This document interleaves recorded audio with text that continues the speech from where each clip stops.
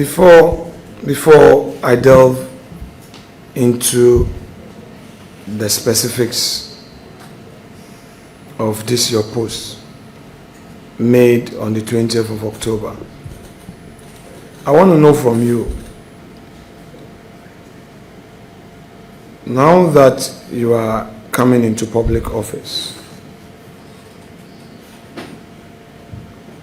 how would you react to a post like this by any citizen of Ghana? Step by step. Brogya. Leader. At the time you made this post, had you any evidence of President Akufo-Addo involving any stealing? Because if you had said the Akufo-Addo government, that honorable member who has just joined Parliament, the greatest respect to you. Honorable Minority Leader, just ignore and address the chair. Yeah, Chairman, please. You and I are supposed to ensure order. Please. You're not a member of the committee. You're not a friend of the committee. Good conduct helps you to grow in politics. This thing is a learning process, so be here to learn. The post, if you had said the Akufo-Addo government, I'm a politician, you're a politician, you can make a general statement against a government, which is your bona fide, no problem. But I can say that there is corruption in the Mahama administration, a political statement. But if I go and say President Mahama has stolen, that's a different matter. And it is going directly at him. Or if I say Brogya Gyamfi will be remembered for stealing, that's a different matter. So I want to know from you that this very post, Akufo-Addo remembered for three things. One, stealing and corruption. Had you any evidence of any stealing by Nana Addo Dankwa Akufo-Addo, the then president of Ghana?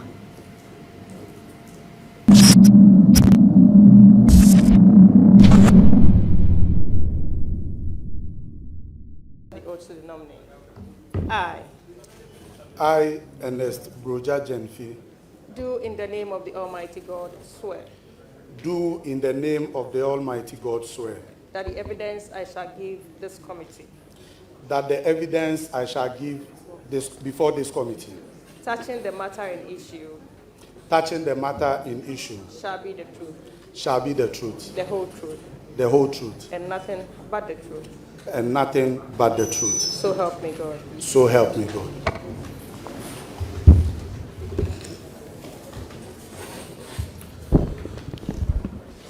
Thank you very much, Honorable Minister Designate. Honorable Deputy Minister Designate, give the committee a brief background of yourself. Thank you, Mr. Chairman. Mr. Chairman, I'm Ernest Brogya Gyamfi, born on the 14th of June, 1984.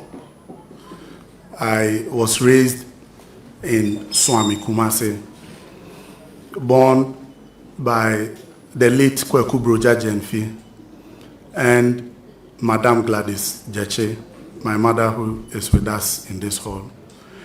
Mr. Chairman, I had my primary to JSS education at the Holy Rosary Catholic School, Swami. I proceeded to Kumasi Academy for my secondary education. Mr. Chairman, I attended Kumasi Technical University to pursue a diploma in business studies. I also wrote and passed the final parts of professional administration and management consultancy with the Chartered Institute of Administrators and Management Consultants, Ghana. Mr. Chairman, I hold a postgraduate diploma in public administration from Gyamfi.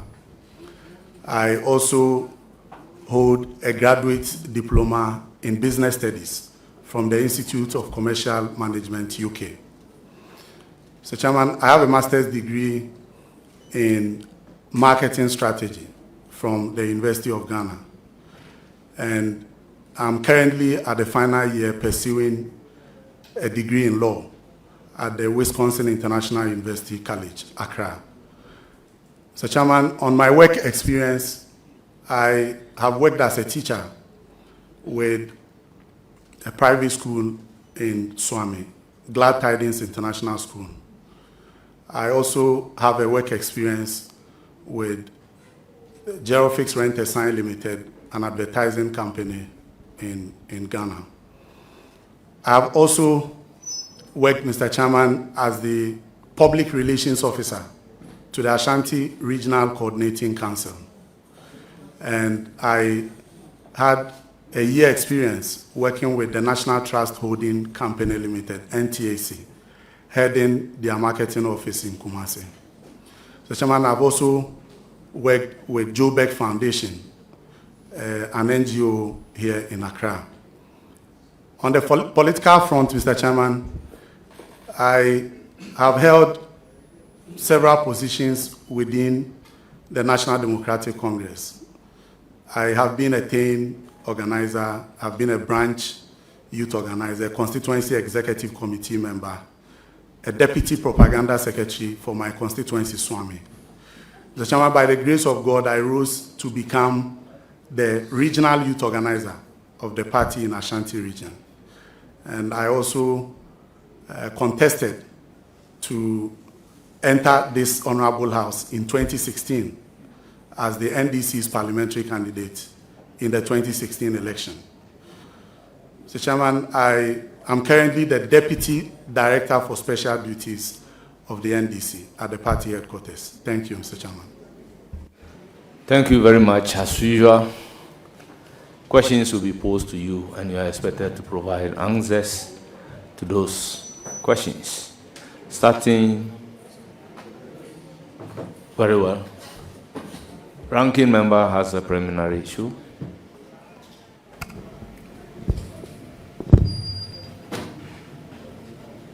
In your brief introduction, you mentioned a number of companies that you work with by way of your work experience. And these are not on your CV. Would you want to take the leave of the chair to amend your CV to reflect all these companies that you claim to have worked with?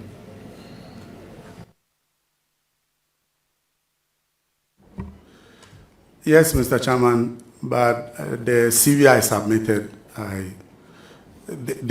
all of those things were listed on it, all of those companies. So I'm very surprised that it didn't appear on what leader has now. But for the purpose of this exercise, I seek leave of the chairman to amend it. Thank you. Which companies did you say you've worked with? Your work experience?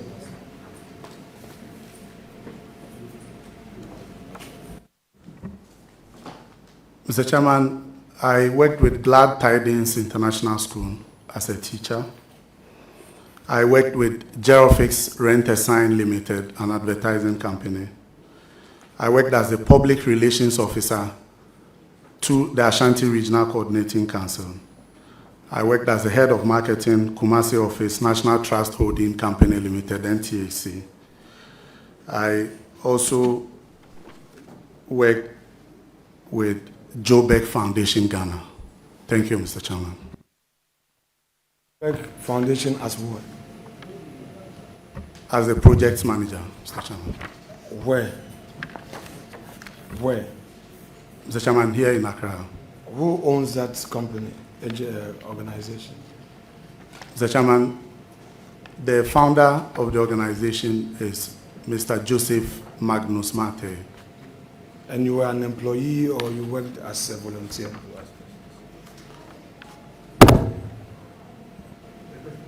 The question again, Mr. Chairman. As a volunteer or you worked as an employee? Mr. Chairman, I worked as a volunteer. As a volunteer? Yes.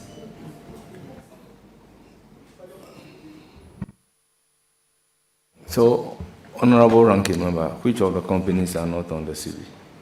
So that I'll grant him leave to amend. Because I have here Joburg Foundation, Ghana. I have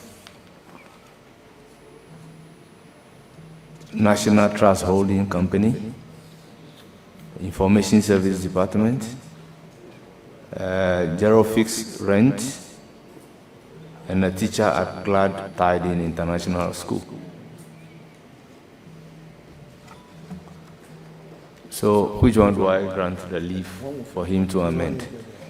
Very well.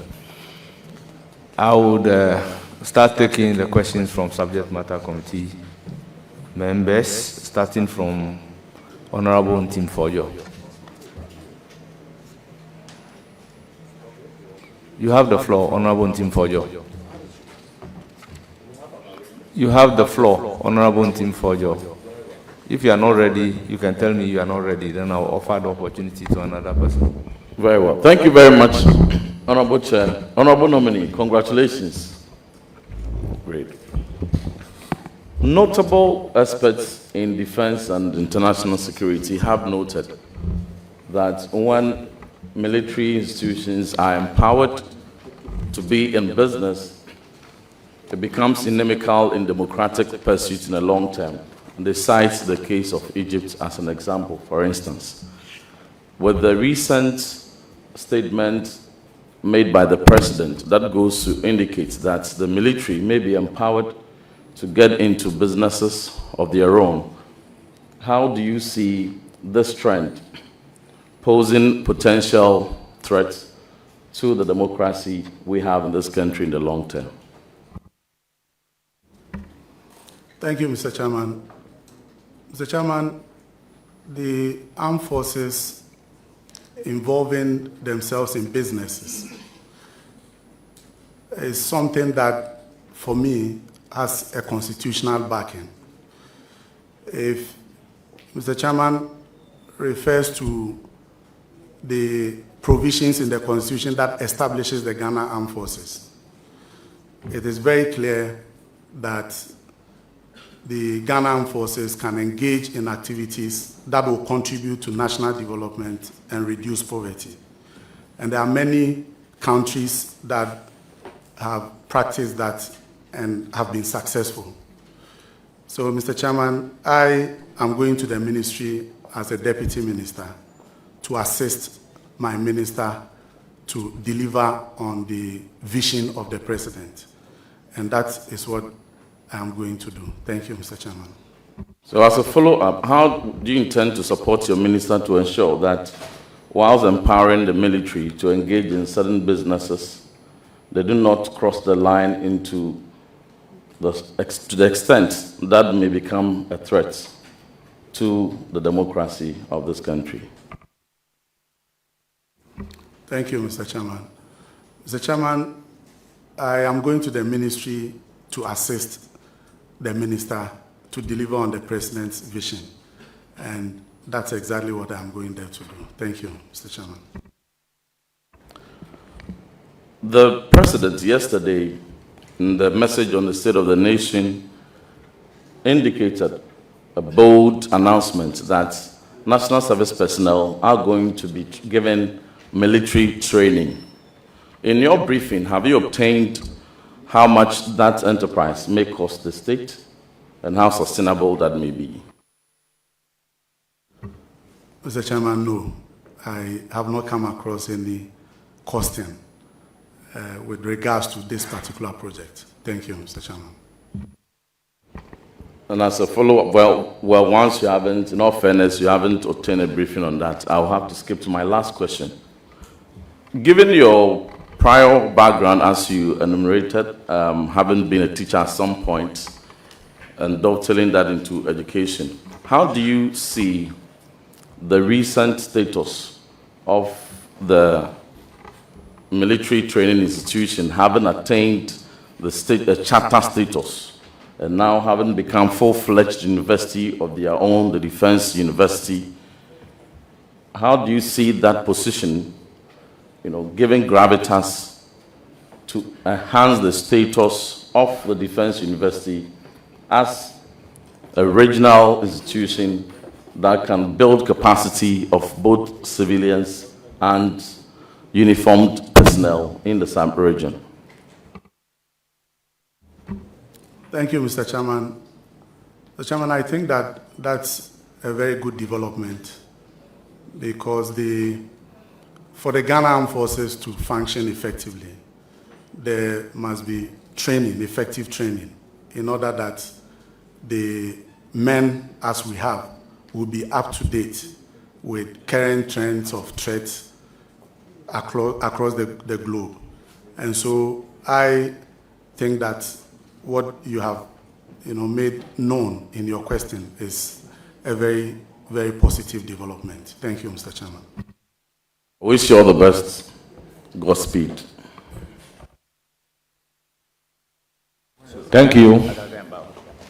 I'll give the floor to James Agalga, Honorable. Mr. Brogya Gyamfi, congratulations. You and I have come a long way. And so I'm very excited about your nomination. That said, Brogya, I want to ask you a question which is in the context of civil-military relations. A few years ago, Major Mahama was brutally murdered by a mob, and may the soul of Major Mahama rest in peace. Then fast forward to 2023 thereabout, another soldier was murdered at Ashanti. Following the murder of the soldier, some elements drawn from the armed forces stormed Ashanti and brutally assaulted anybody who came in sight. Many civilians were injured in the process. These unfortunate happenings have deepened mistrust between the military on the one hand and the civilian populace. Now, when you get to the Ministry of Defense, what would you do by way of support to the substantive minister to promote good civil-military relations? Thank you. Thank you, Mr. Chairman. Mr. Chairman, I believe that the civil population have high respect for the Ghana Armed Forces. And I think that there exists that relationship with the civil population. However, the isolated, unfortunate incidents, as you have enumerated, are things that we must work at in order to reduce that to the barest minimum. I am going to assist my minister to encourage more civil-military engagement. The ministry can engage with the NCCE to have education on the primary role and the respect that we must have for our security institutions. So, Mr. Chairman, I'm going to the ministry to assist my minister, who is my boss, to work at reducing those isolated incidents. Thank you, Mr. Chairman. Thank you, Honorable Nominee. My second question, Let me give you the background. In 2015, an ambitious project was launched by government which was aimed at expanding our armed forces. Now, as part of the program for expansion, our armed forces were supposed to, in terms of numbers, be increased from whatever number it was at the time to at least 50,000 personnel. Now, there was supposed to be a corresponding inflation in ranks to the extent that at least Ghana could now have a 4-star general.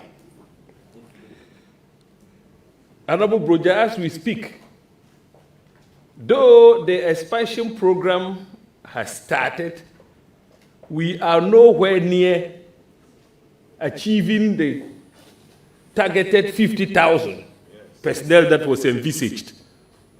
But the former president, in his last State of the Nation address, announced the promotion of the Chief of the Defense Staff to the rank of 4-star general. Then the service chiefs, of the Navy, the Army, and the Air Force were promoted to the rank of Lieutenant General or its equivalent, thus putting the cart before the donkey. Honorable Brogya, when you are approved, what would you do about this situation where the cart has been placed before the donkey? Thank you very much, Honorable James Agalga. Your answer to the question. Thank you, Mr. Chairman. Mr. Chairman, I'm going to the ministry to assist my minister to deliver on the president's vision. Whatever it is that we have to do in order to compensate for the gap created, I'm going to assist my minister for us to achieve that. Thank you. Any further question? Yes. Honorable Brogya, at the personal level,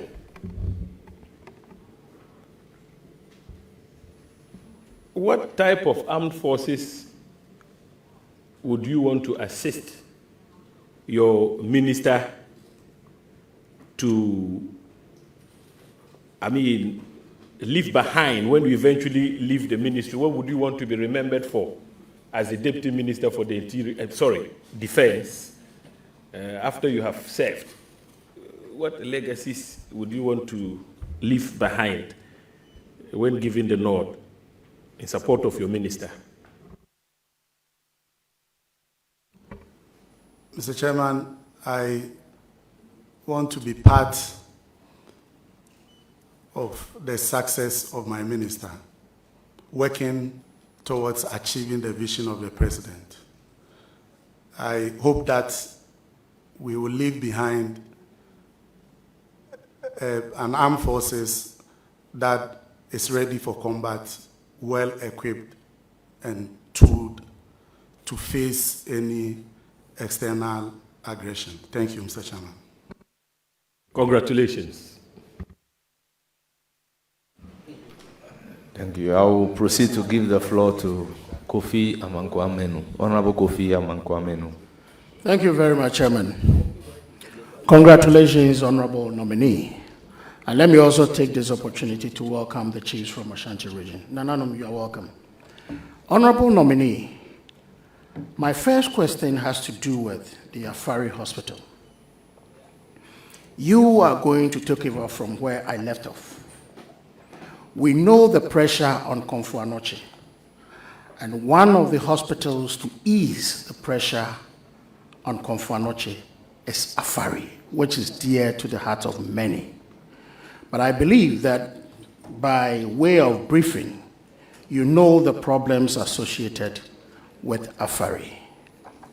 What are you going to do differently to ensure that we get this hospital in operation as early as practicable?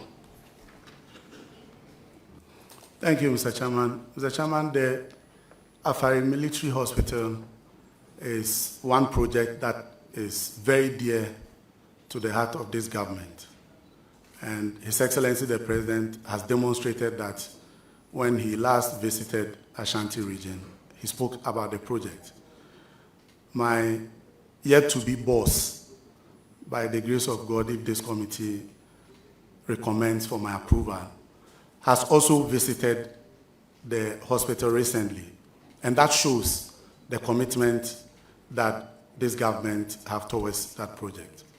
Just yesterday, His Excellency appeared before Parliament, and in the State of the Nation address, he reiterated his desire to ensure that Afari Military Hospital is completed with speed.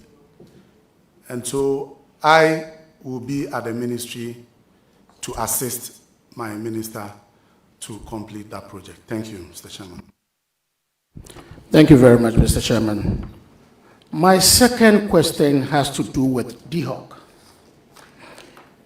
Currently, the Ghana Armed Forces, by way of DHOC, is involved in the assembly of armored vehicles at Burma camp, armored bullion vans for the banks. I'm pretty sure you are aware of that. There are a lot of things we are doing. When I say we, the Ghana Armed Forces is doing to take the Army's over-dependence on central government. I think my colleague asked, was looking at the pros and the cons. What new thing do you bring on board to ensure that DHOC, as we have it now, is able to do that which is expected to make the Army, take the over-dependence of the Army on central government? Mr. Chairman, the Defense Industries Holding Company is something that was started by the late President Mills when he engaged with private sector to do the Kumasi shoe factory, and successive governments have built on it. I think that it is something that we need to continue to do, only that I believe that we have to streamline and refocus all the projects that DHOC is involved in. I will be at the ministry to assist my minister to do exactly that. Thank you, Mr. Chairman. Chairman, as a follow-up, going to be the Deputy Minister for Defense, you are going to be the board chair of DHOC. I think that is part of your portfolio. One advice, you mentioned the shoe factory. One advice I will give is that you look critically at the constitution of the directorship of the shoe factory to make sure it works.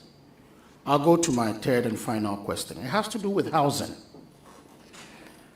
The NPP government embarked upon the provision of housing in all the garrisons of the Ghana Armed Forces.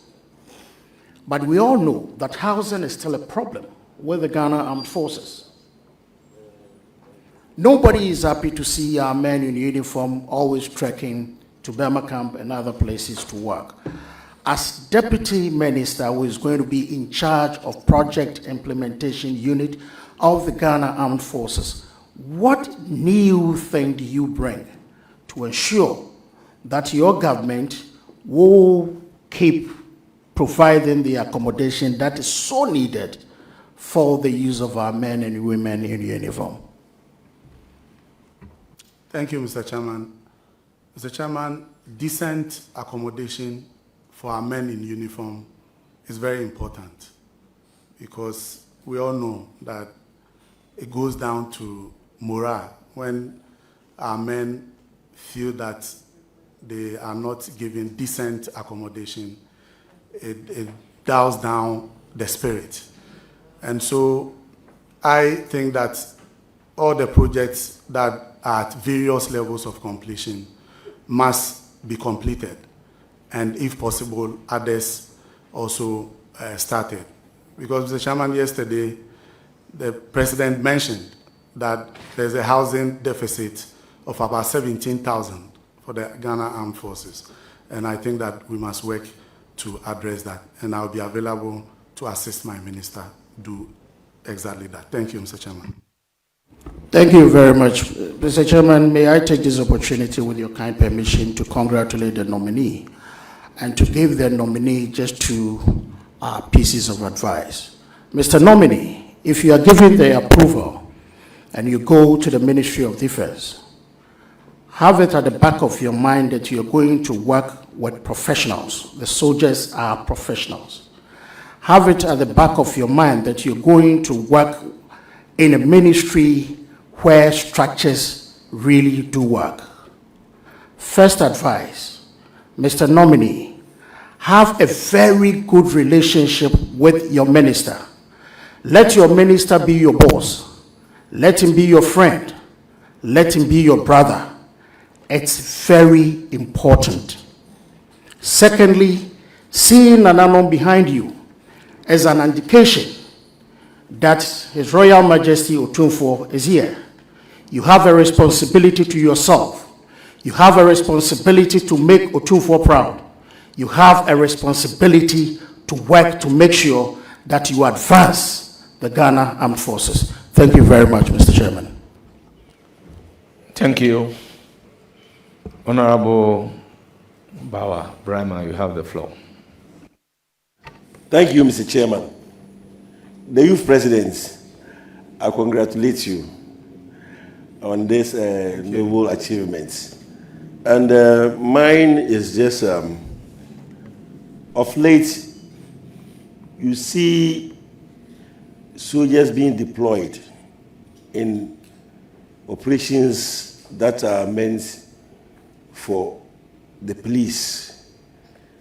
I.e., if you look at election security and you look at certain operations that have gone bad with the involvement of the military, if I say so, I cast my mind back to Edura, what happened, where we lost about 3 people and got others maimed.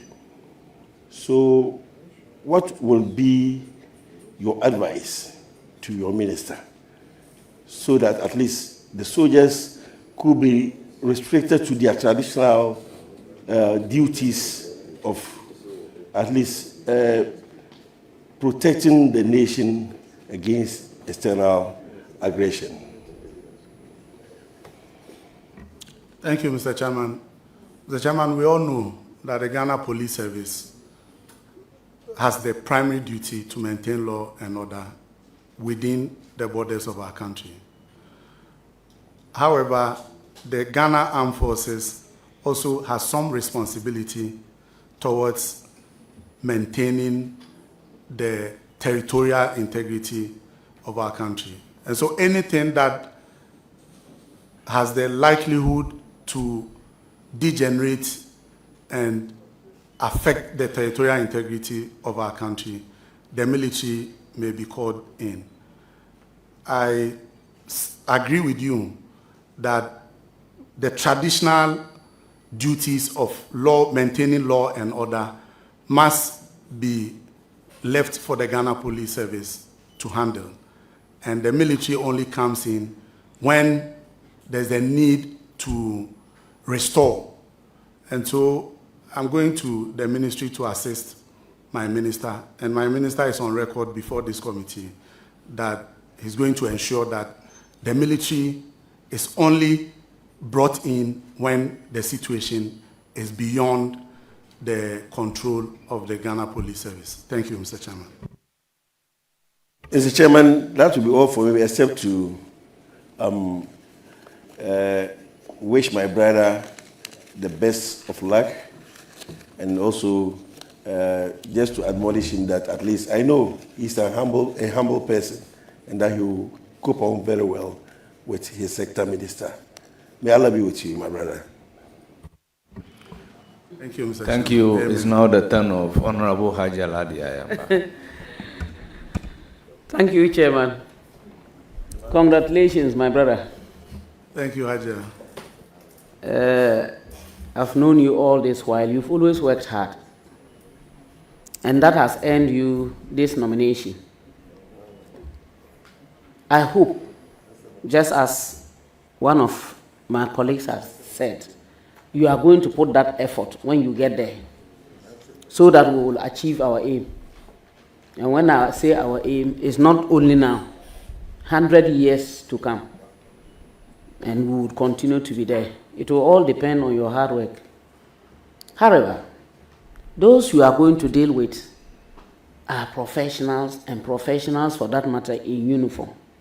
A uniform that wherever they appear, no matter what good deed they are coming with, people already have the perception that, what are these people looking for? Always the negative thing is portrayed about them. And sometimes it's not helpful. What will you do to assist your minister so that you can bring that civil and those uniformed people a good relationship and rapport, so that at the end of the day we will see them as persons who are there to support us and not people who are always there to maybe manhandle us or something of that sort? What will you do? Mr. Chairman, the Ministry of Defense has both members of the Ghana Armed Forces and civilians working together. And so going to the ministry, I have it at the back of my mind that working with officers, senior officers, and other rank, all involved in the activities of the ministry, we need to have mutual respect. And Mr. Chairman, by way of information, I come from a home of a soldier. My grandfather was a soldier during the Gold Coast. He was a member of the 7th Battalion, the West African Frontiers. He fought in the Second World War. He was a sergeant. And so he instilled that kind of discipline in the family, and all of us benefited from it. So I have that at the back of my mind, and I also take a cue from your advice. Thank you. My second question. Sometimes past, it has come out that soldiers go out and then sometimes they go out of their way, brutalizing, causing fear and panic. Sometimes you hear some of these things and they are not palatable. For me, I'm always hurt because sincerely, where I found myself is not where I wanted to be. I wanted to be a soldier, but my parents refused me.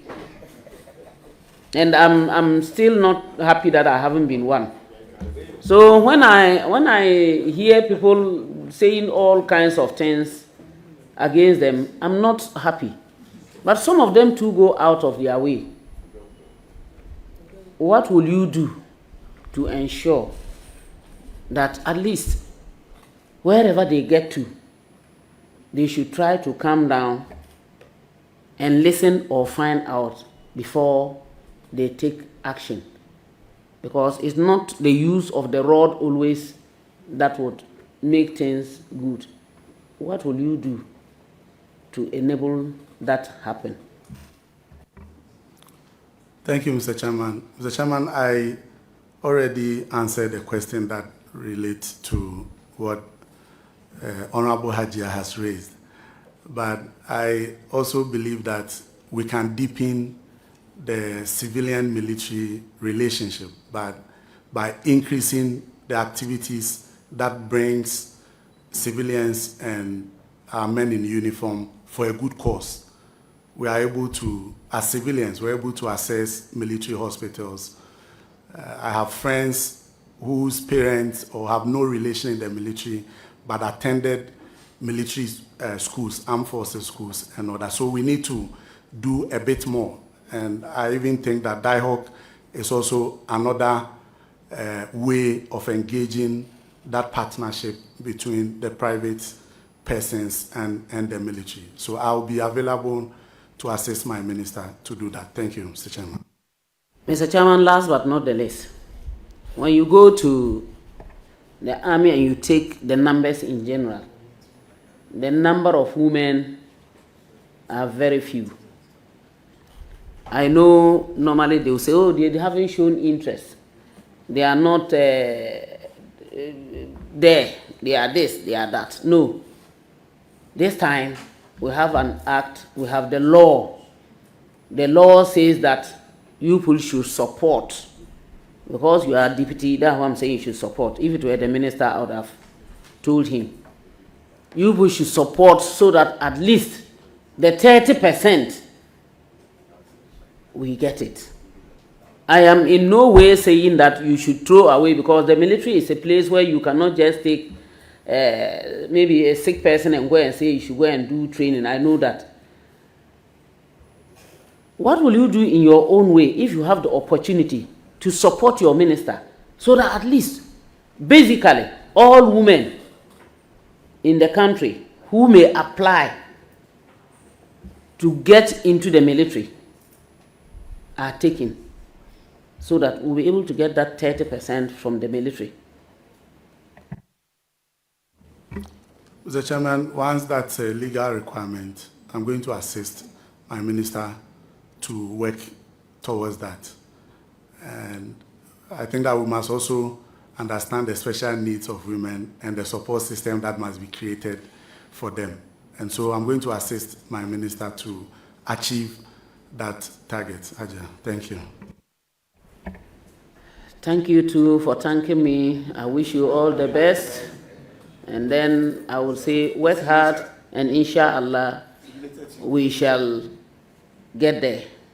As for the signature, I won't give it to you. Thank you very much. Honourable members, it's now the turn of Honourable Roxanne Nelson. Eche Kwame Dapamoko. Chairman, thank you very much. Minuya. Yes, leader. Akwaba. Major also leader. Memoramu.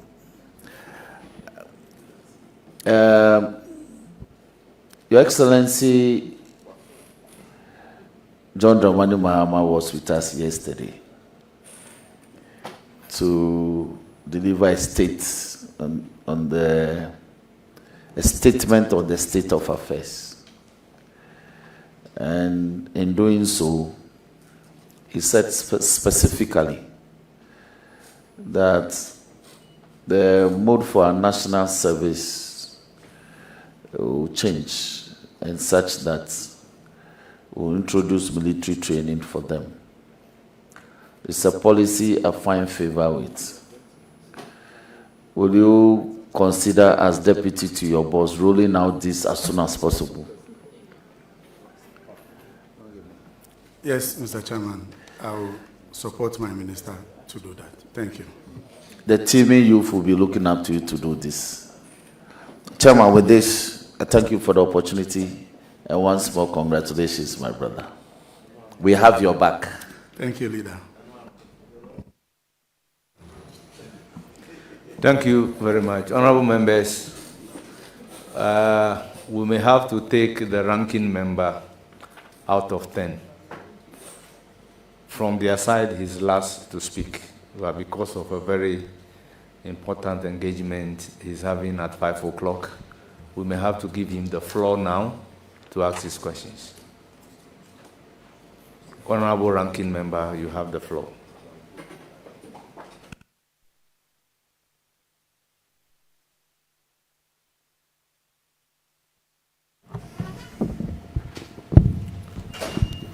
Honorable Nominee, in 2018, you sued the government over an agreement with the United States of America,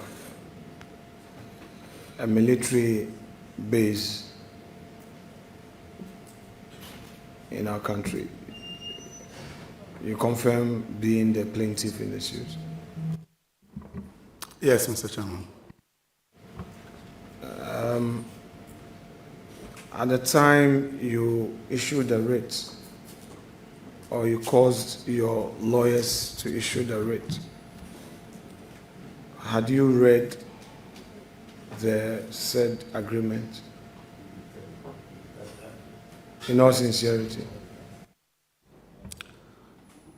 Mr. Chairman, I had an idea about the content at the time.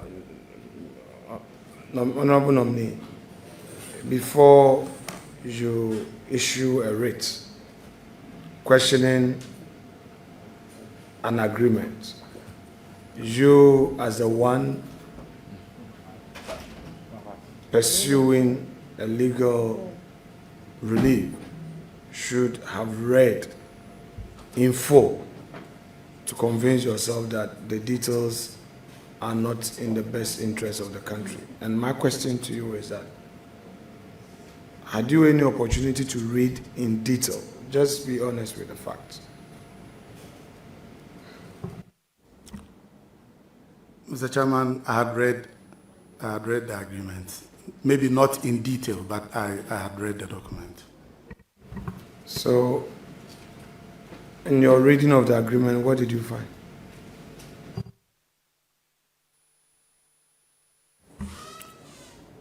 Mr. Chairman, I found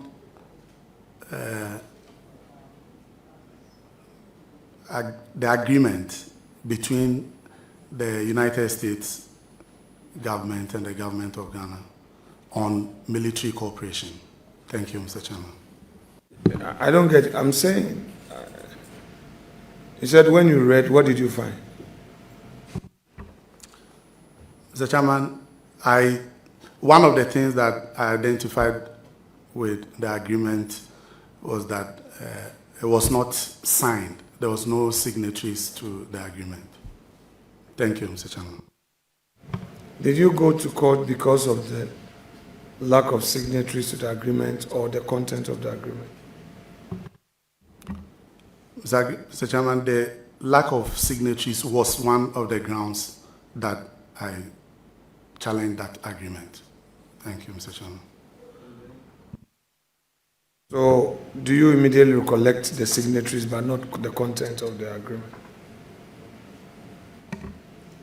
Mr. Chairman, I'm saying that the agreement was unsigned and presented to Parliament. And I, in my reading of Article 75, I believe so, that an executed agreement shall be presented to Parliament. And so, per my understanding, an executed agreement should have signatories indicating the agreement. And so that was one of the grounds challenging the procedure in presenting the agreement before Parliament. Thank you, Mr. Chairman. At the time you were doing your service in Parliament, or you were working in Parliament? Mr. Chairman, I don't remember exactly the month it was, yes. I did my service in Parliament the latter part of 2018. I may have to check. Thank you, Mr. Chairman. And what was the outcome of the case? Mr. Chairman, the Supreme Court ruled that an agreement between two countries presented, in the case of Ghana, presented to Parliament for ratification does not necessarily require signatories, and that interpreting that signatories must be on may be a narrow and strictest view in interpreting the Constitution. Thank you, Mr. Chairman. You have a document with you, a 2-page publication.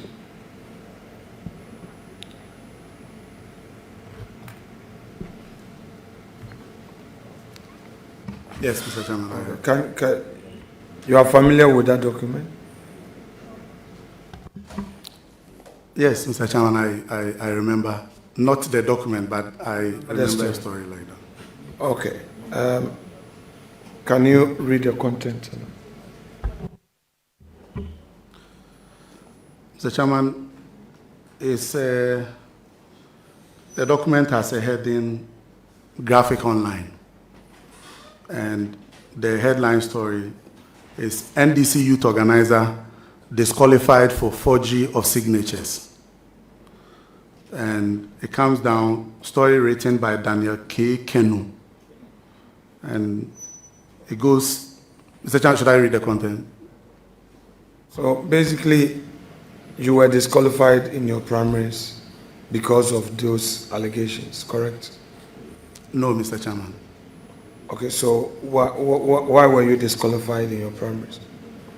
Mr. Chairman, I was never disqualified. I contested and won the parliamentary primaries and represented my party in the 2016 elections. So what do you say to that publication? Mr. Chairman, it's a false publication. It has no merit, and even the fact it does not support exactly what... Check the date of the publication. So the date is September 23rd, 2015. So what was published by Graphic Online, which you have with you, is false? Yes, Mr. Chairman. Did you rebut it? Did you write a rejoinder? Mr. Chairman, I did. In fact, this is the first time I'm seeing this story, but it was reported in the news that I had been disqualified, and I responded to it, I refuted it, I supported it with pictures when I submitted my nomination, and I went into the contest and won that primaries. Okay. So, since you rebutted it in a statement or interview, I think I would leave it there. But just to bring clarity, did you put out a statement to rebut this false publication, or did you grant an interview to rebut this publication? Mr. Chairman, I granted interviews to rebut the publication. Thank you. Then in November 2024, you are quoted to have alleged that the MPP was training Delta Force militants at the Bondasi military camp, which was a facility we had with the support from the U.S. government. Upon raising these concerns, you also wrote an open letter to the United States Embassy, suggesting that such activities could undermine the upcoming elections. First, did you write to the U.S. Embassy on this matter? No, Mr. Chairman. It was a Facebook post. It was like an open... So that's what, yes, I've referred to it as an open letter. So you did? Yes. Okay. If it's in reference to that post, yes. But I didn't write any formally. Yes, that's what I'm saying. The emphasis here is an open letter. So it was on your Facebook wall. Yes, correct? Mr. Chairman. Now, the allegation itself, you had a basis for it, that indeed it was a military, the MPP Delta Force militants were being trained at Bondase military camp. Did you have a basis? Was there some evidence of that training, or it was a political statement? Because I can understand that it was in November, and in November we're all in the heat of the elections. Could it have been a political statement as part of strategy to knock off your opponent, or it was based on some verifiable facts, evidence of actual training and all?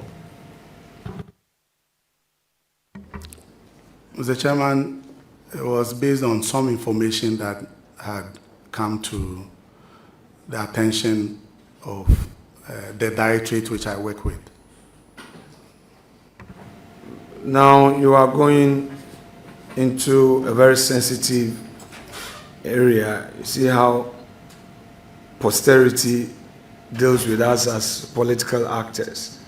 Now you are going to be there wearing that shoe, that sensitive shoe. Tell us, did you verify that information prior to you putting it out? Mr. Chairman, as you rightly stated, it was in the heat of a campaign. And so once that disturbing information was received, I thought that I should make it public in order that if there was anything like that, it could be stopped. Thank you, Mr. Chairman. Having come to terms with the fact that indeed you did not validate the information, neither did you verify same, what have you to say to the people of Ghana in respect of that discretion you exercise? Thank you, Mr. Chairman. Mr. Chairman, we all operate in this space, and we are all humans. We may get it wrong sometimes. And so, even though I did not pursue the matter again or have any rebuttals, once I did not have physical evidence of NPP Delta Force vigilantes training at the Bondase, I think that going forward, we need to cross-check and recheck information before we put it out. Thank you, Mr. Chairman. Very well. Again, you remember that somewhere in October, there was this issue of vacant seats in Parliament. You remember that issue? Mr. Chairman, October last year. That is so. Yes, I remember. And you recall the Speaker's opinion became a subject matter of a Supreme Court suit by my very self. You remember? Yes, Mr. Chairman, that you were the applicant in that case. I was a plaintiff applicant. Okay, thank you, Mr. Chairman. A plaintiff applicant. I mean, just for purpose of education. I invoked the original jurisdiction of the court and then made an application for some interim reliefs on the back of the main issue. Now, did you comment publicly on the outcome of the case? Mr. Chairman, it's possible because I'm an activist, so I... Honorable Nominee, thus far, you have been straight on the issues, and this approach will help disengagement. You are now entering a sensitive area, and I will not begrudge you. It's not a matter of it is possible. I'm asking you that did you write on this matter after the Supreme Court ruled? Let's be very fair. Mr. Chairman, I think so. Right. Now, you are a law student. You are studying for your LLB. And you know that the judiciary has its independence. Of course, you can question the independence of the judiciary based on evidence. Do you think that it was appropriate for you to have written that because you believe that part of the CJ is from Winneba, and the fact that I am the MP for Winneba, you were therefore questioning the justice delivery in the matter? Do you think that it was very fair and appropriate, those comments that came from you in a Facebook post? Mr. Chairman, I remember that Facebook post, and I think that I was trying to generate discussion and have people talk about it. In the post, I hardly made conclusions. I was trying to put facts and leave it for the general public to discuss it. I don't think that I impugned any ill motive at yourself or the Chief Justice. And as you rightly said, as somebody who is crawling at the law, hardly will I engage in that. Thank you, Mr. Chairman. I would want you to freshen your memory of the exact words you used in the post. I want Chairman to review your post before we bring it to you, and it normally will require his leave, so I want to follow that due process. All right, thank you.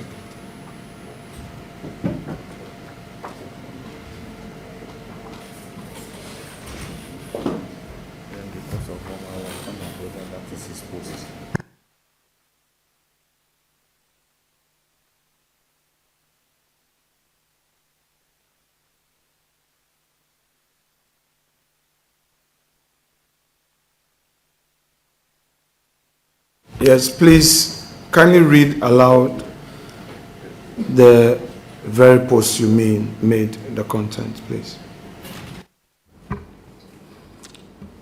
Mr. Chairman, this is a post I made on the 20th of October 2024.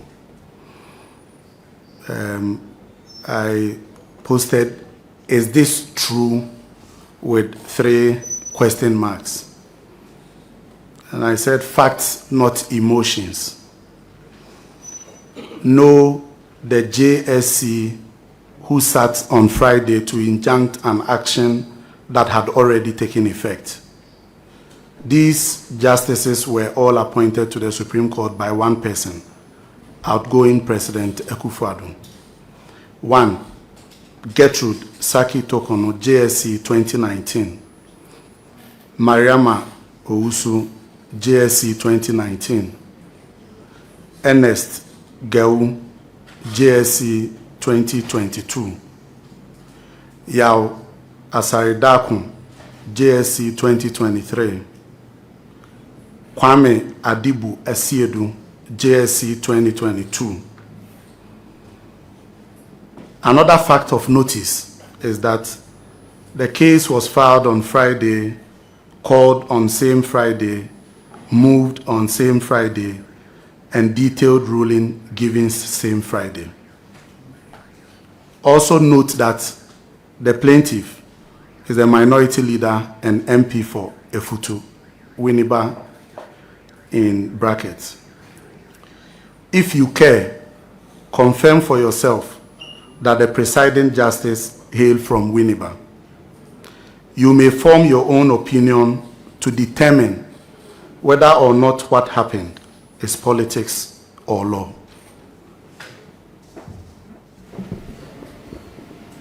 Before I delve into the specifics of this your post made on the 20th of October.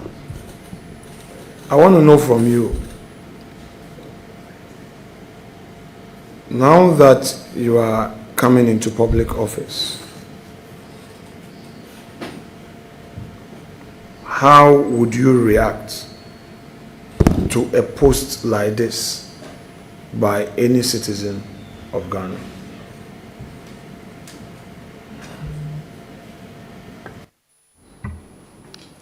Mr. Chairman, I think that generally citizens have the right to air their views, and as far as it is not injurious to me, I will take it in good strides. Thank you, Mr. Chairman.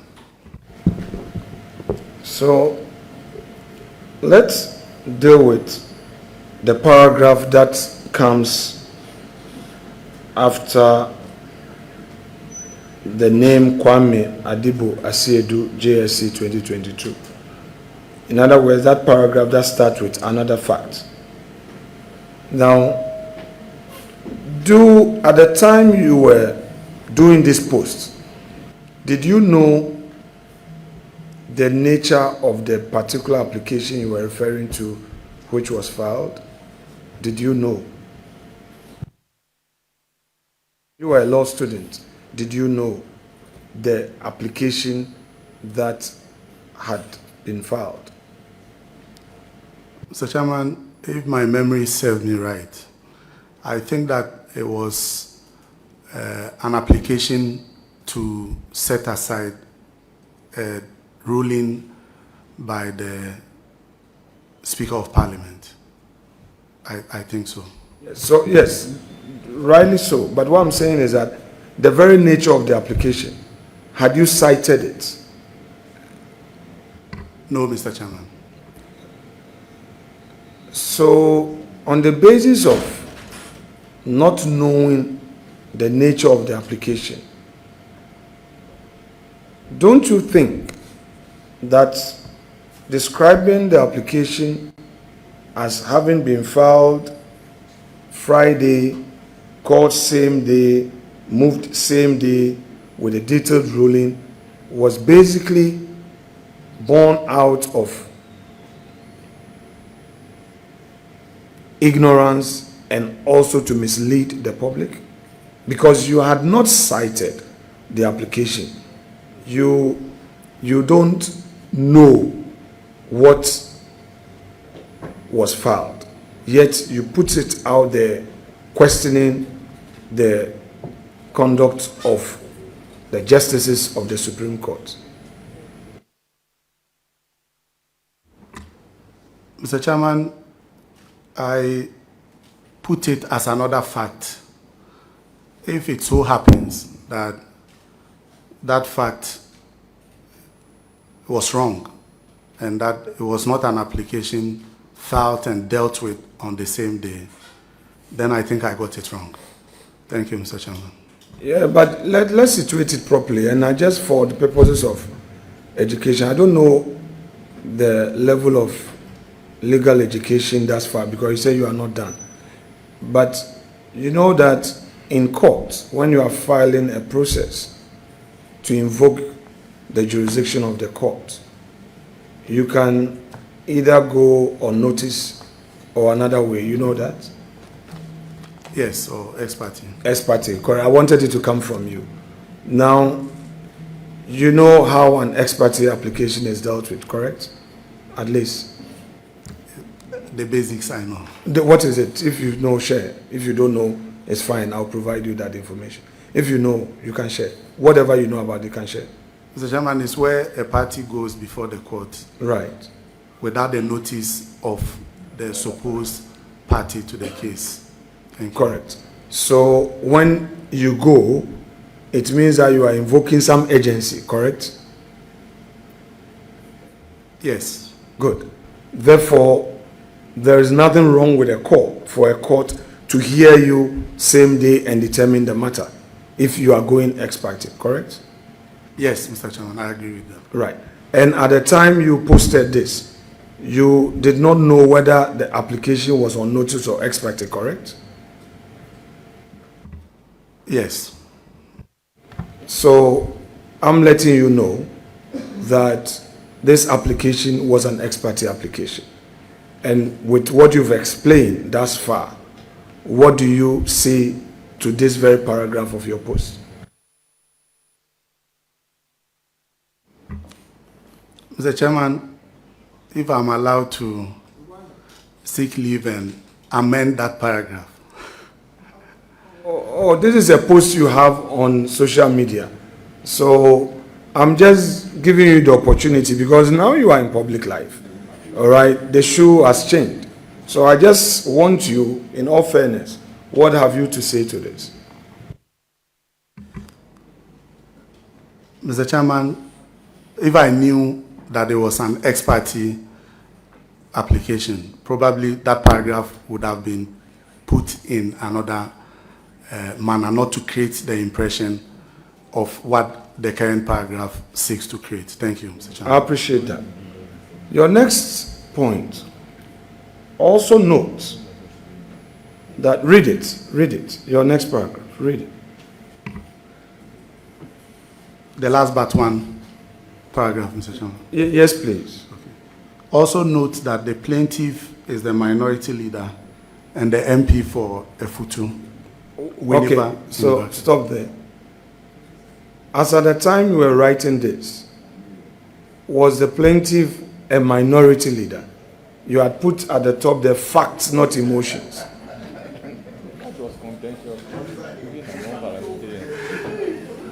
The chairman, this is a because there had been a rule. No, it's not a there was a ruling by the court of justice. The highest court of the land had made a determination. You are a law student. You want to join the noble profession. You want to be called to the bar and become a practitioner in our court and to defend human rights and the Constitution.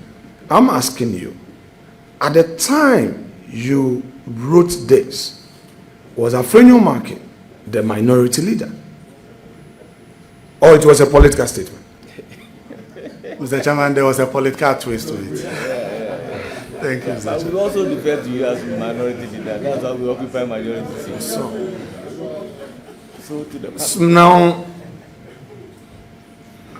it is one thing saying that I would describe the majority leader, Afenyo Markins, as a minority leader. And another thing, writing the minority leader, Afenyo Markins, and having a caption fact. So, having come to the conclusion that you were doing a political twist, what have you to say to this paragraph?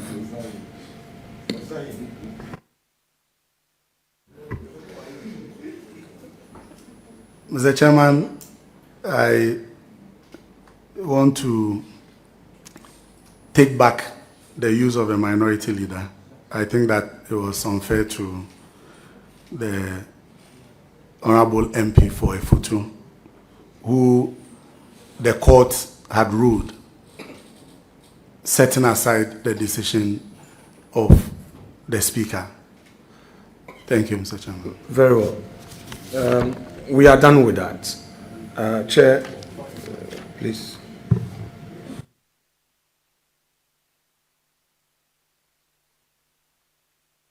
Once we are going through this exercise gently, I mean, there is no contention. We can't drag matters. I mean, the jury is out there, and it's...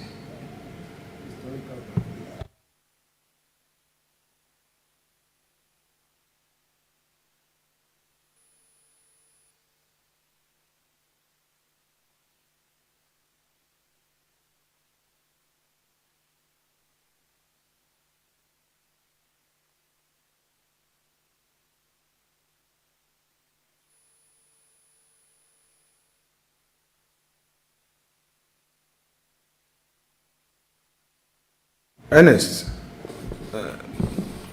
I'm not exacting a pound of flesh, just for you to know that I believe that the quality of mercy is not strained, and it always drops as a gentle rain from heaven upon the earth beneath. So don't worry. Is that okay? We are in this together. All right? I'm fine. Very well. So what you are reading now, what is before you now, was also one of your posts you did in 2019, August 22nd, correct? Yes, Mr. Chairman. Please read the post aloud.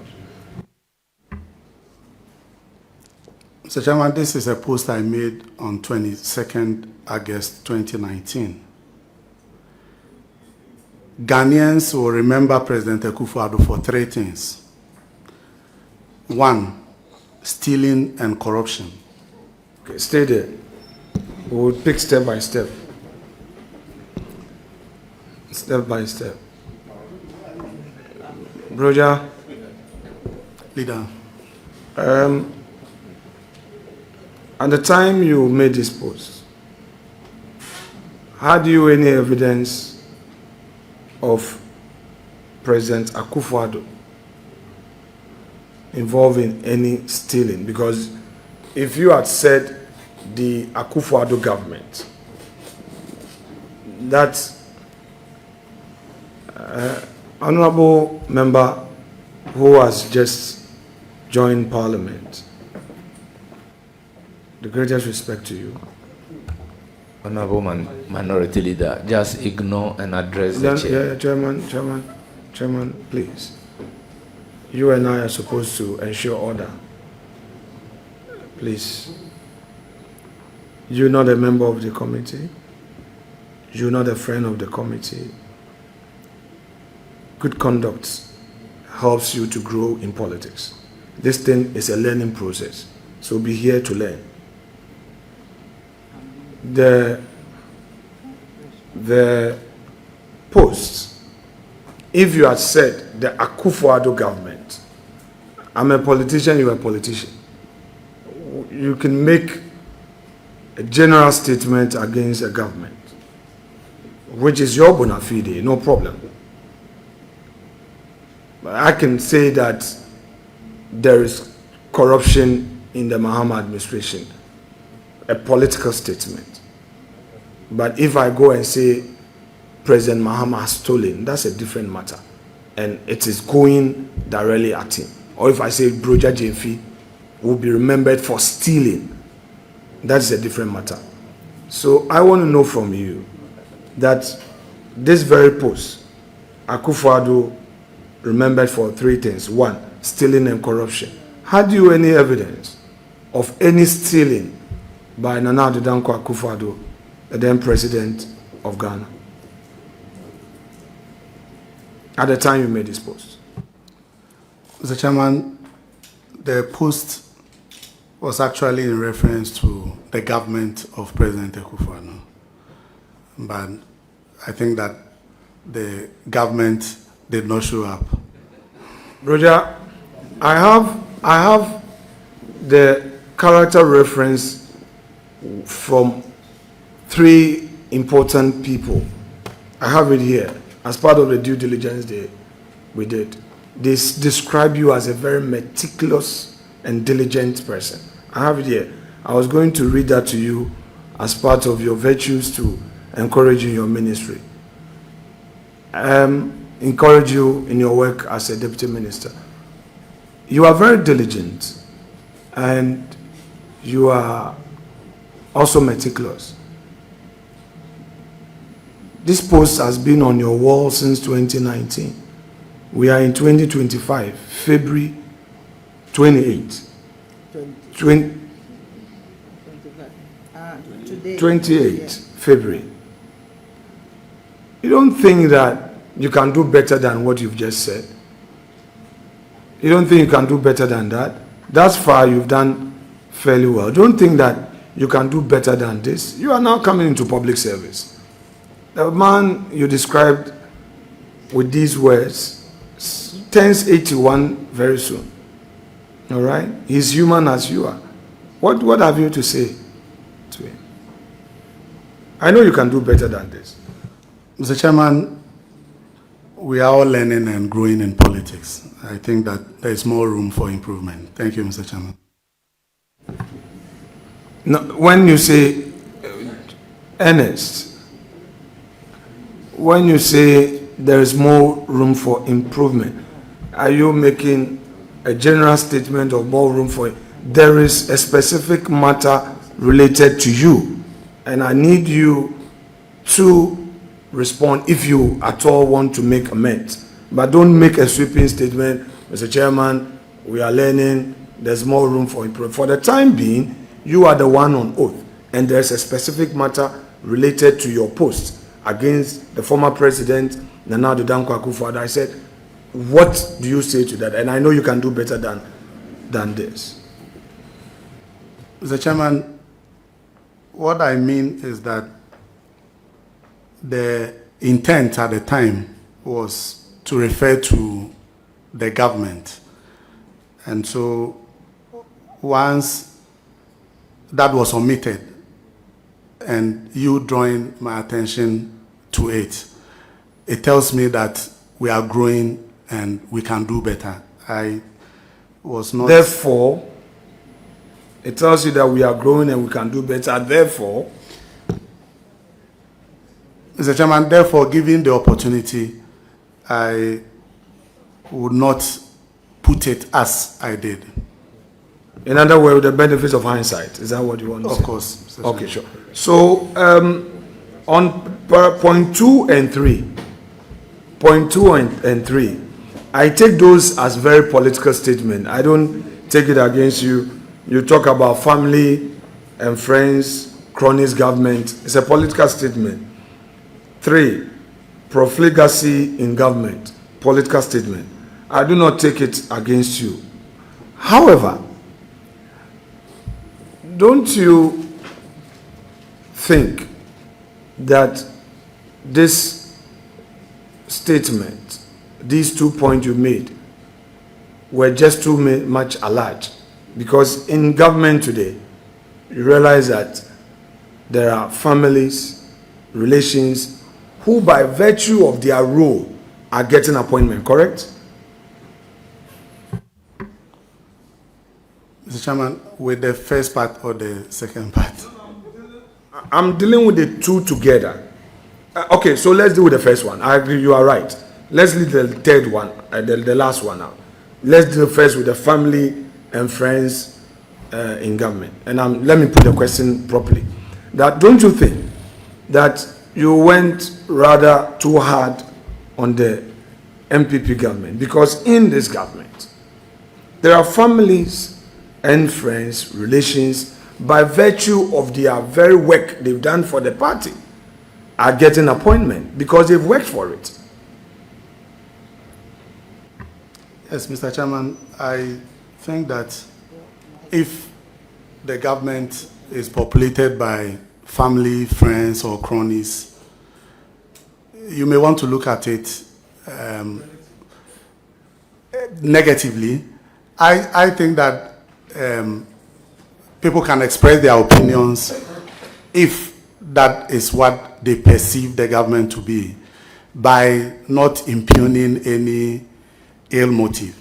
And if I have to take from, because the 3 things were in reference to the introduction, that Ghanaians will remember President Akufo-Addo for family, friends, cronies government. If it's established that there were family, friends in the government, I think that that's a matter of fact, and may not, once I did not really say they have done anything that is untoward or wrongly, then I think, leader, you may accept this one. Thank you. You want him to counter. So, but at the time you made this post, you used the word if the government is populated by family. Was it the case that the Akufo-Addo's government was populated by his family members? Is that what you are saying? And if we count all the appointees, all the ministers, and we say that count how many of his family members were in, the context you put it, populated, Was that the case? Mr. Chairman, in all honesty, I don't know, and I could not have known all members of the Akufo-Addo government, but at least I knew a couple of family members who were in the government. And you know a couple of family and friends in this government as well, correct? If you don't know, should I furnish you? Or you do, but you are making a political statement. I mean, let's be fair to the facts. Let's be fair to the facts.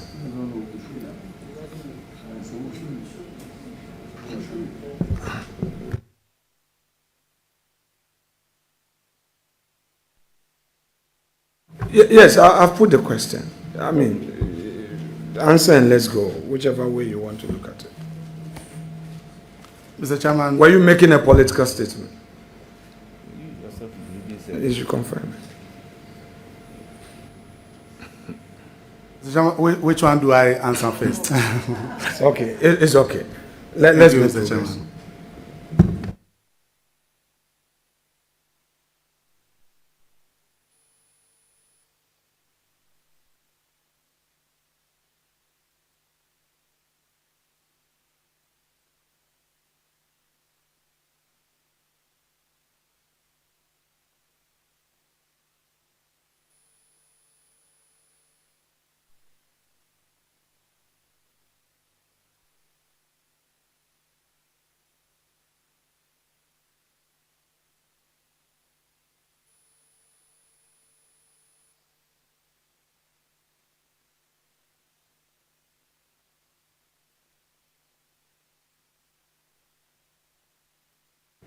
Ernest,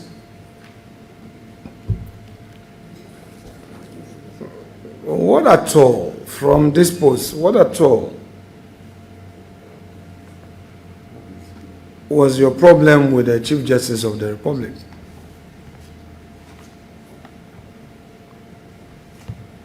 Tell us, what at all was your personal problem with the Chief Justice of the Republic? Mr. Chairman, I have no problem with the Chief Justice. Was there any discretionary power she had exercised that you had a problem with, which you considered capricious and whimsical?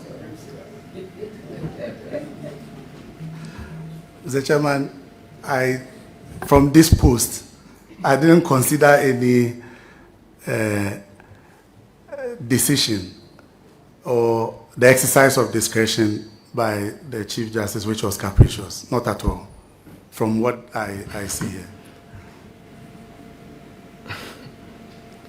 Ernest, you tag the person, Chief Justice and Minister of Justice. Then you proceed with Article 296.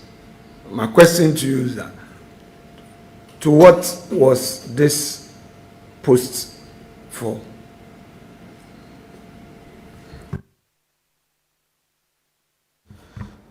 Mr. Chairman, I was... Statement. Was it a political statement so that we make progress? Was it a political statement? Mr. Chairman, I was quoting the Constitution. Fair enough. Move to the next. Move to the next one.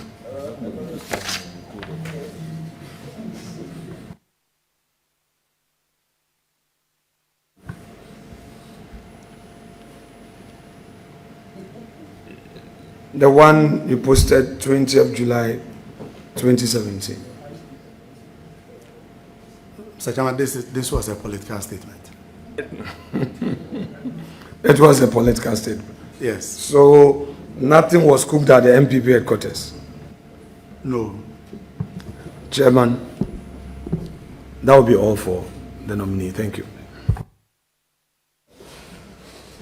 Thank you very much. I will proceed to give the floor to Honorable Patrick Yabuama, Chairman, thank you. Let me congratulate the gentleman from Swami and to wish him well.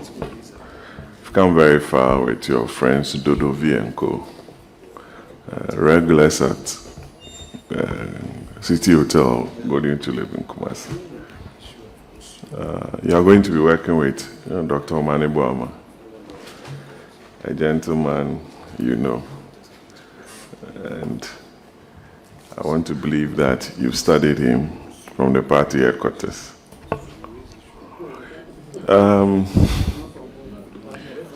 Afari project you spoke about, you know when it started, how the financing was secured. I'm sure you know. At what stage is the project and how much money do you think the NDC administration needs to look for to complete the project? Thank you. Mr. Chairman, I don't have all the details, but I know that it's an advanced stage of completion.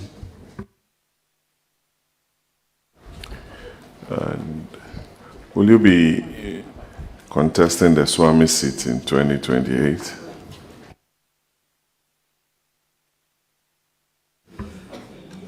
Mr. Chairman, I have no such intentions, but I am advised that in politics, never say never.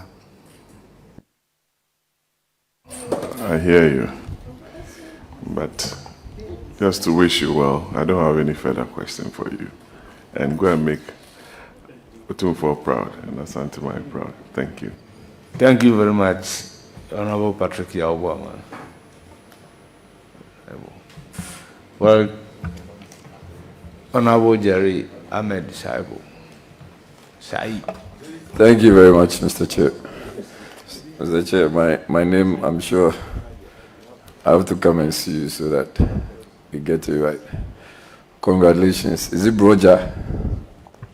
Brogya. Brogya. Oh, okay. Poking fire. Pardon? Poking fire. Poking fire. Oh, okay, so there's a reason. Okay. So I read on, yes, there is. I'll tell Chairman, right now I'm not in the hot seat, I'll tell you.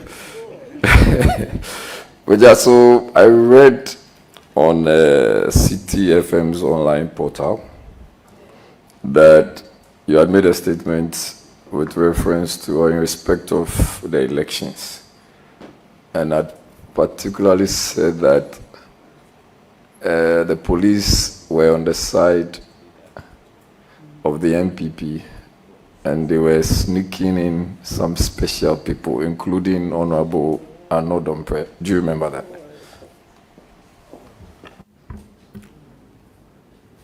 Mr. Chairman, if something related to Honorable Anodompre, then it must have been after the elections. Yes, I said 13th December.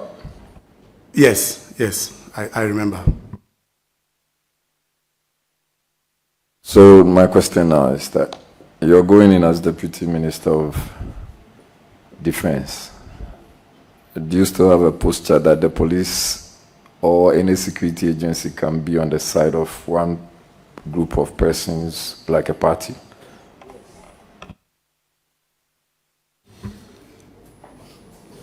Mr. Chairman, these are general perception that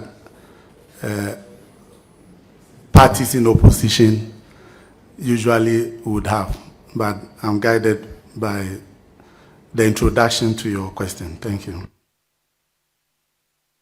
Mr. Chair, so just the follow-up. I just want to find out from you, do you still hold same perception?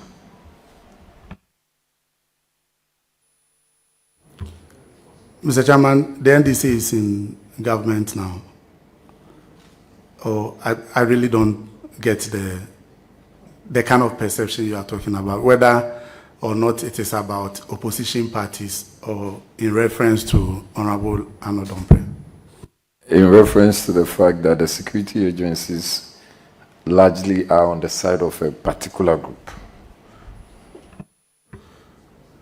Mr. Chairman, there are bad nuts in every institution, and the action of one may be interpreted to mean the position of the entire institution. So, Chair, now I'm just, because I think it's the same thing, so I'm only asking, so what is your current interpretation of your perception? Mr. Chairman, what happened on that day gave cause to that perception. Without it, I don't hold that perception. Thank you. Thank you. So my second question. I heard the president talk about national service yesterday and also made reference to the fact that in respect, Chairman, you saying this be next? And made reference to the fact that, no, if it's been asked, I don't think it's okay for me to proceed because I was watching it. Let me just change the question. Let me just change the question for you. Do you understand what is meant by recidivism? Yes, I do, Mr. Chairman. Can you please tell us?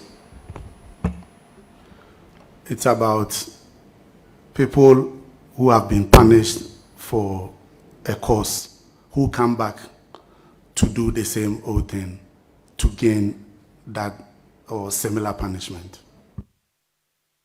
So, do you still have your issue with the now Minister of Youth, is it Youth Development, Pablo? Do you still have your legal issues with him, and what necessitated that? Mr. Chairman, that issue was dealt with long ago. Okay, I wish you very well, and I pray you go and succeed. The Honorable Omani Buama is a calm guy, so please, don't go and disturb his peace. Honorable Alasan Uman, you have the floor. Thank you, Chairman. My good brother and comrade, congratulations. Thank you. I have no doubt in your capacity, except that your minister is very detailed. So any paper you're going to present to him, make sure you cross the T's and dot the I's. My question is about how will you help the minister to depoliticize the military or Ghana Armed Forces from the current or the trend of political dispensation, military not coming to parliament, and military not terrorizing, military politicians not using them to harass people? That's what I want to know. Thank you. Thank you, Mr. Chairman. Mr. Chairman, on the matter of my boss, I know that he's very diligent, and if I know a few people who pay attention to details, I think that he will be the first person I will mention. So going to the ministry, I'm clearing my mind, and having worked with him in the past, I know how I will assist in his duties. Mr. Chairman, the Ghana Armed Forces is highly professional, but sometimes, as you said, people who wield political influence may try to use other members for their own political gains. What I think should be done is to ensure that they maintain the high standards of professionalism that we know the Ghana Armed Forces to be. And I'll be at the ministry to assist my minister to just do that, so that the issues of some of the things that are said or seen are avoided. If the military is deployed to undertake an exercise or a duty, they must work, in accordance with that. You may detail a military officer for some duties to a VVIP. If that officer is professional, he knows his job. He knows what he has to do, not to carry files or bags and all that. So if we encourage high standards of professionalism, I am sure that the politicization, as whether it's real or perceived, will be dealt with. Thank you, Mr. Chairman. Thank you. My last is it's an appeal to convince and suggest to the minister regarding the training and putting on board the national service. Zabzugu constituency has big land that we can house them. All the training to happen in Zabzugu constituency. Thank you very much, and I wish you well. Thank you, Mr. Chairman. I love Zabzugu, so we'll come there. Thank you. I'll give the floor to the Vice Chairman.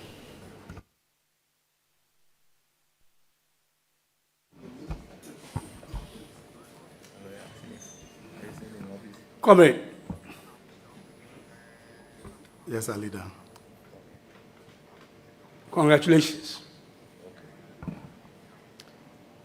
Let me just draw your mind to Article 79 and 1 of the Constitution. The President may, in consultation with a Minister of State and with the prior approval of Parliament, appoint 1 or 2 deputy ministers to assist the minister in the performance of his functions. The word assist is what I'm trying to hammer on. So it is clear what your job as a deputy minister is, and that is to assist your minister in the performance of his functions. So you are not a policymaker, as I'm sure you are very clear with. You are actually to follow a policy direction directed by your minister. So what I have seen here is that you're a good listener, or what I've known you to be. You're a good listener. So for you to be able to take instructions, you must be a good listener to take the right instruction and execute exactly what your minister wants you to do. Humility is also part of it.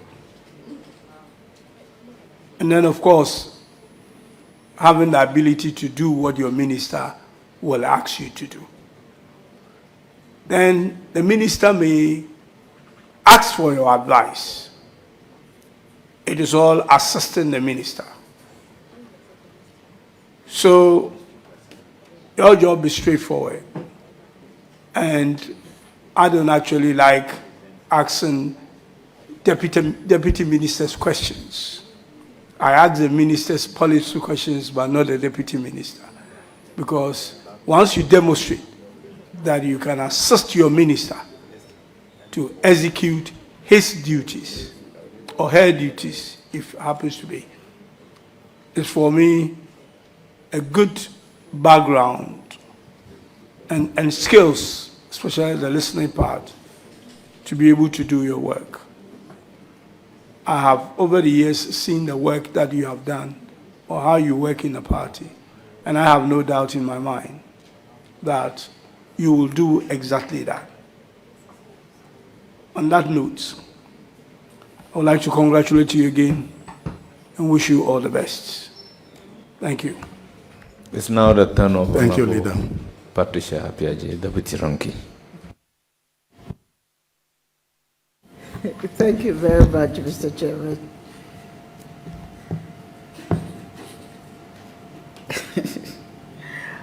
Honorable Nominee, congratulations. Thank you, Mama Pat. I sit here and I've been listening to all your utterances that you've made over the period. if I look at your CV, I can really tell exactly when you were born. But you've taken the path of politics, and you are going to a very sensitive area, like the Ministry of Defense, where discipline is of utmost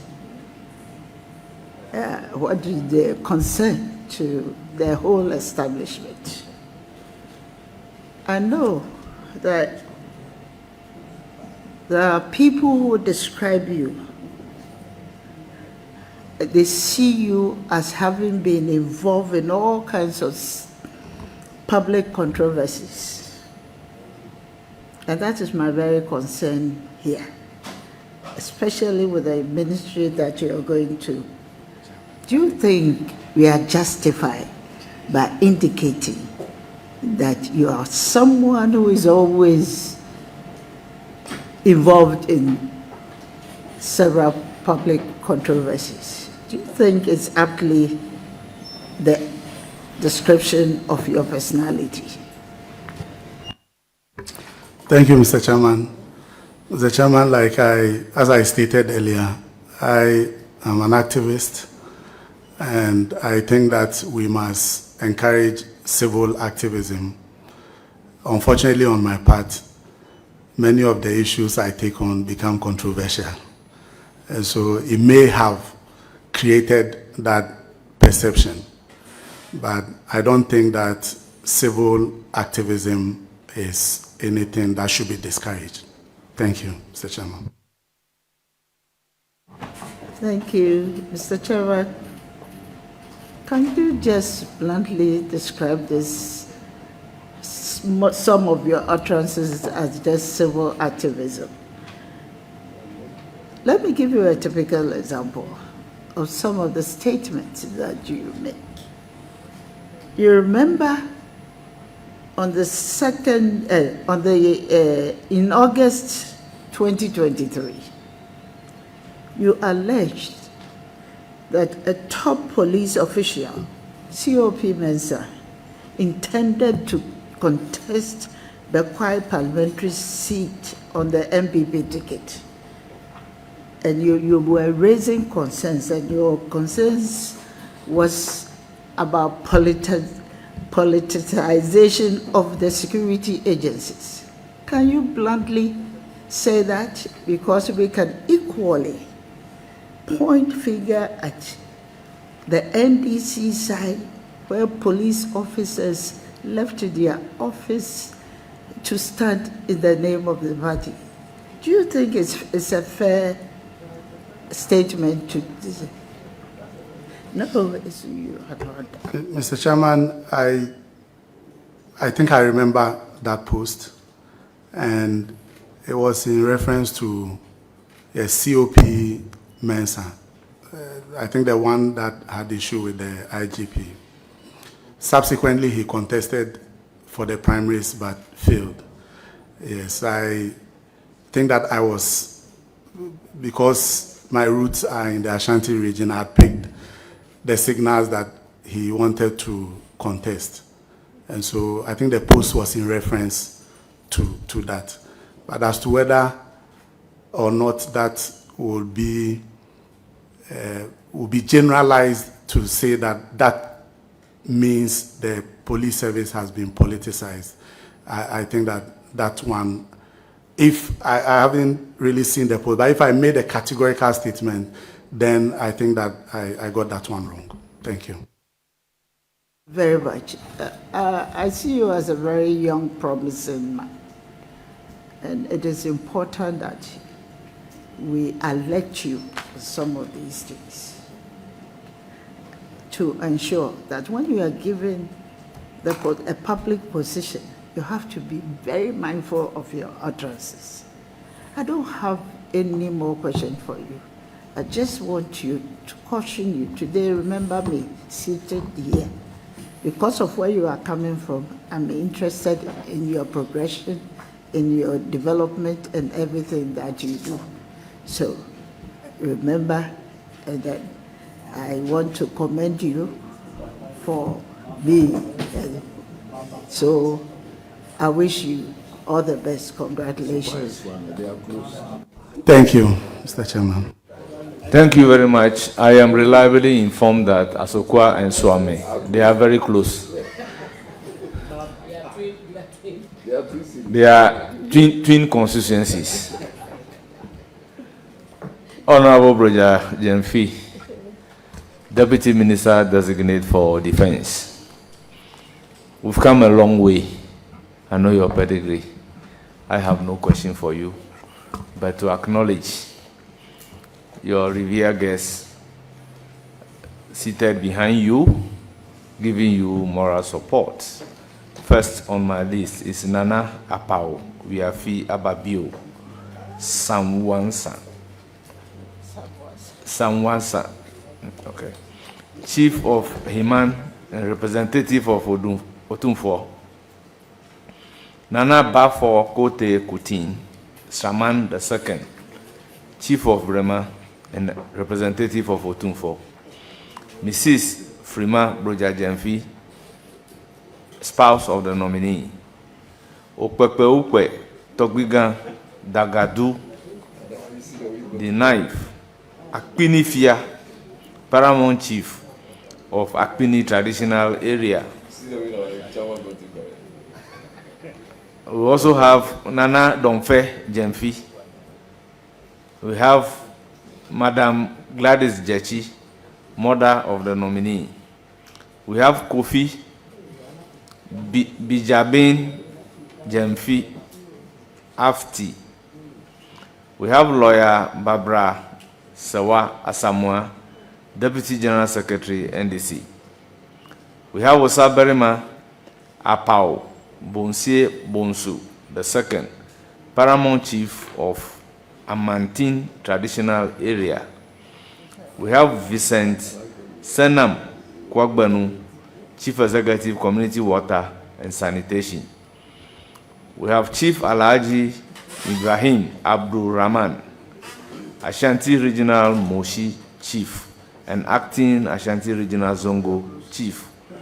We have Nana Akosua Achian Sempe, Otumfo's traditional wife and Chief of Sasaboho.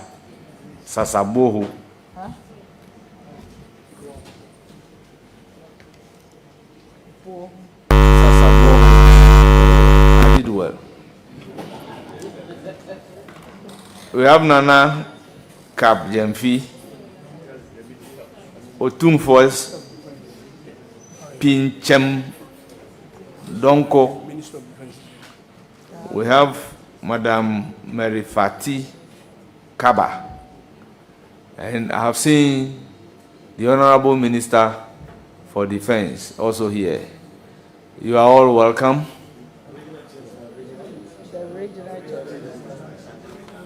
Well, Ashanti Regional Chairman, you are welcome. But don't blame me, I'm going by the name that I have. Honorable Regional Minister, from where I'm sitting, it's difficult to identify everybody. So you are all welcome. We are most grateful for you coming to give moral support to the nominee seated before us. Honorable nominee, you hear from the committee and you are accordingly discharged. Thank you for coming. Honorable members, wait.